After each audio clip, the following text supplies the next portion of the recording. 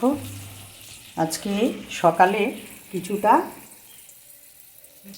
বাসি ভাত রয়েছে, কালকে রাত্রে ভাতগুলো বেশি হয়ে গেছে, এই জন্য কিছুটা বাটিতে ভাত রয়েছে। আর তাই আমি ভাবলাম এখন এই ডিম ভেজে নিলাম তোমার কুচি কুচি করে, মানে ঝিরিঝিরি করে ডিমটাকে টুকরো টুকরো করে ভেজে নিয়েছি। আর এদিকে তোমার পেঁয়াজ, লঙ্কা, ক্যাপসিকাম কুচি এগুলো সব ভাজছি। ভেজে এবার এর মধ্যে ভাতটা দিয়ে দেবো। খুব সুন্দর করে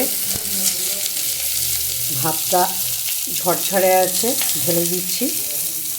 এবার এই ভাতটার মধ্যে তারপরে তোমার ডিমের ইয়েটাও মিশিয়ে দেবো, দিয়ে ভাত ভাজা ফ্রাইড রাইস হয়ে গেল।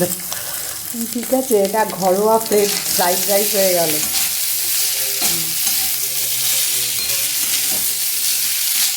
দেখো এবার নাড়ছি আমি।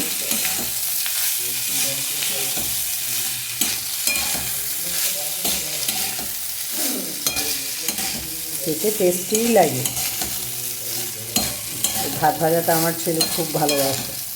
ও যদি একটু ভাত থাকে তাহলেই বলবে মা ভাত ভাজা করে দিই।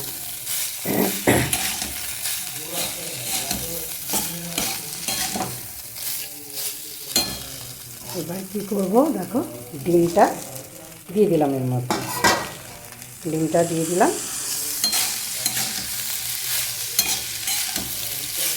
দেখেছো তো কি সুন্দর লাগছে দেখতে, দেখতেও সুন্দর লাগছে, খেতেও খুব ভালো লাগে।